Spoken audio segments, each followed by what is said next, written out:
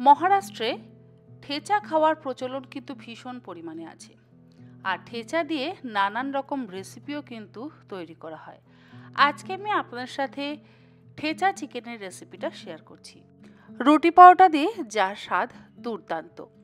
এই ঠেচা চিকেন বানাবার জন্য নিয়েছি এখানে আমি 1 চা চামচ পরিমাণে গোটা জিরে, তার সাথে 2 টেবিল চামচ পরিমাণে সিংদানা অর্থাৎ চিনেবাদাম, 1 টেবিল চামচ পরিমাণে সাদা তিল, 20 কোয়া রসুন, 10টা কাঁচা লঙ্কা আর 1 মুঠো ফ্রেশ কোথাম্বির অর্থাৎ ধনেপাতা।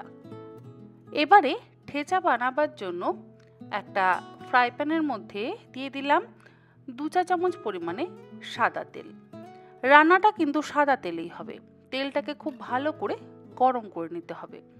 তেল গরম হয়ে গেলে প্রথমেই দিয়ে দেব 1 চা চামচ পরিমাণে গোটা জিরে, তারপর দিয়ে দিলাম 2 টেবিল চামচ পরিমাণে সিংদানা অর্থাৎ চিনেবাদাম, এরপরে দিয়ে দিলাম 10টা কাঁচা লঙ্কা। ঠেচা অবশ্যই একটু ঝাল হয়, তবে লঙ্কাটা আপনারা নিজেদের স্বাদ অনুসারে ব্যবহার চাইলে করতেও পারেন। 20 কোয়া দিয়ে দিলাম রসুন। গ্যাসের ফ্লেমটাকে হাইতে করে দিয়ে এই সমস্ত কিছু 1 মিনিট ভেজে নিয়ে এর মধ্যে দিয়ে দিলাম 1 টেবিল চামচ পরিমাণে সাদা তিল। এরপরে সমস্ত কিছু একসাথে ভালো করে ভেজে নেব। চাইলে আমি একটা বড় পাত্রের মধ্যেও ভাজতে পারতাম, তবে যেহেতু তিল আছে ভীষণই ছোট, এটাকে যখন আমরা হামালদিস্তের মধ্যে ট্রান্সফার করব তখন বড় পাত্র থেকে তোলা যেহেতু একটু সমস্যার হয়, তাই জন্য আমি একটু ছোট পাত্রই ব্যবহার করলাম। আপনারা অবশ্যই আপনাদের নিজেদের সুবিধা অনুযায়ী কাজটা করবেন। এরই মধ্যে দিয়ে দিচ্ছি 1 মুঠো ফ্রেশ কোথাম্বির অর্থাৎ ধনেপাতা। ধনেপাতা আপনারা চাইলে ছোট টুকরো করে কেটে নিয়েও ব্যবহার করতে পারেন। আমি আর কোনো কিছু করিনি, জাস্ট ধনেপাতাটা একটু হাই ফ্লেমে এর সাথে ভেজে নিচ্ছি। এরপরে গ্যাসের ফ্লেমটাকে বন্ধ করে দিয়ে ঠান্ডা করে নেব। ঠান্ডা হয়ে গেলে হামালদিস্তাতে কিন্তু এটাকে থেতো করে নিতে হবে। মিক্সিতে গ্রাইন্ড করবেন না, চেষ্টা করবেন হামালদিস্তাতে থেতো করবার। ঠেচা বানাতে গেলে কিন্তু সেটা হামালদিস্তাতে থেতো করে নিয়ে তবেই ঠেচা বানানো হয়।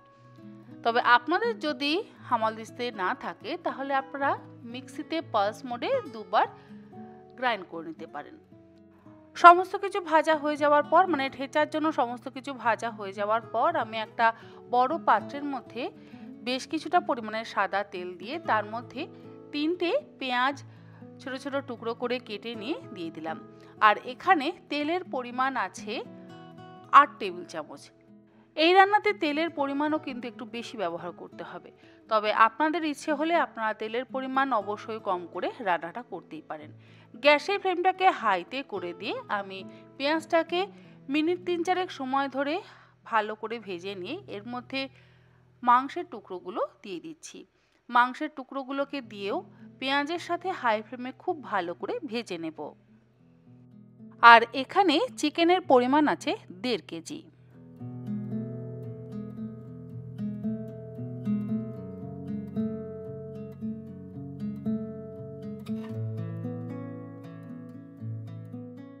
মাংসের টুকরোগুলো ভাজতে ভাজতে আমি ঠেচার জন্য যা যা কিছু ভেজেছিলাম সেগুলো হামালদিস্তাতে থেতো করে নিচ্ছি।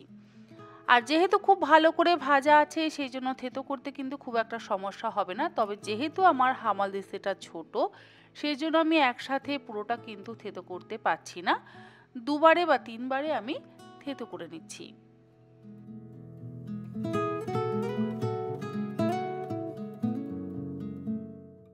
হামালদিস্তাতে আমার ভালো করে থেতো করে নেওয়া হয়ে গেছে। অপরদিকে চিকেনের টুকরোগুলো পেঁয়াজের সাথে খুব ভালো করে হাই ফ্লেমে ভাজা হয়ে গেছে।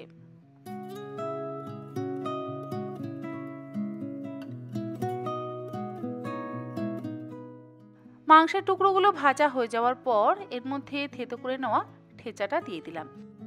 তবে সবটা ঠেচা কিন্তু দিলাম না, অর্ধেকটা দিলাম, অর্ধেকটা পরে ব্যবহার করব।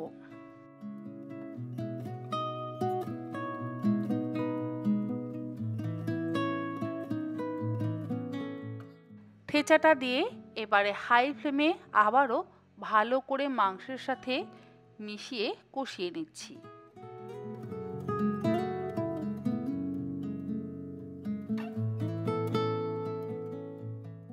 ঠেচা দিয়ে মিনিট 4-5 ভালো করে কষিয়ে নেওয়ার পর এর মধ্যে দিয়ে দিলাম স্বাদ অনুসারে লবণ। লবণটা দেওয়ার পর এর মধ্যে দিয়ে দিলাম ফেটিয়ে নেওয়া টক দই। হাফ কাপ পরিমাণে টক দই খুব ভালো করে ফেটিয়ে নিয়ে মাংসের মধ্যে দিয়ে দিলাম। এরপরে গ্যাসের ফ্লেমটাকে মিডিয়ামে রেখে টক দই দিয়ে একসাথে ভালো করে মিশিয়ে নিচ্ছি।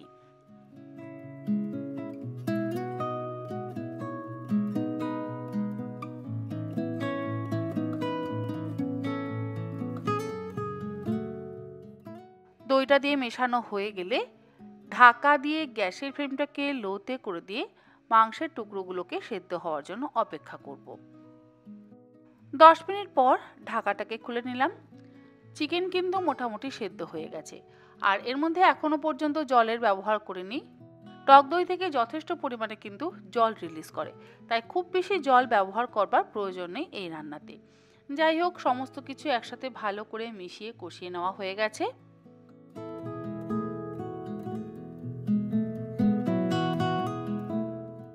এরপরে এর মধ্যে বাকি ঠেচাটা দিয়ে দিলাম। তারপরে আবারও একসাথে মিডিয়াম ফ্লেমে ভালো করে মিশিয়ে নিচ্ছি।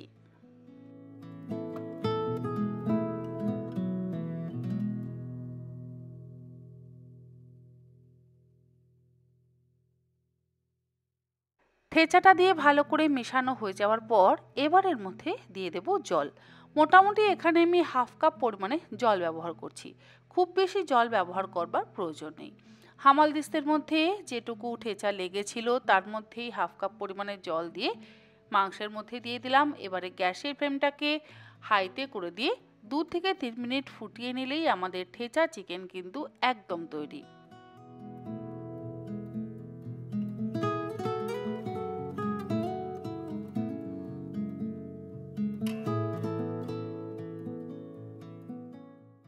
আর এই ঠেচা চিকেনে কিন্তু কোনো রকম হলুদ গুঁড়ো বা কাশ্মীরি লঙ্কার গুঁড়োর ব্যবহার করবার প্রয়োজন নেই।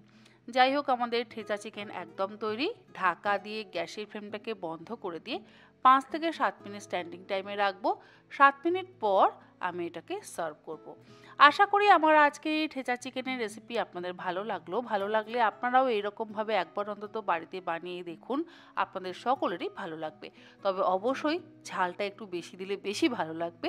কিন্তু যদি কেউ ঝাল কম খান, বাচ্চারা যদি খায়, তাহলে অবশ্যই ঝালটা আপনারা বুঝে ব্যবহার করবেন। আজ তাহলে এই পর্যন্ত। আগামীকাল আবারও হাজির হয়ে যাব এই ধরনের কোনো নতুন রেসিপি নিয়ে। আপনারা সকলে ভালো থাকবেন, সুস্থ থাকবেন। ধন্যবাদ।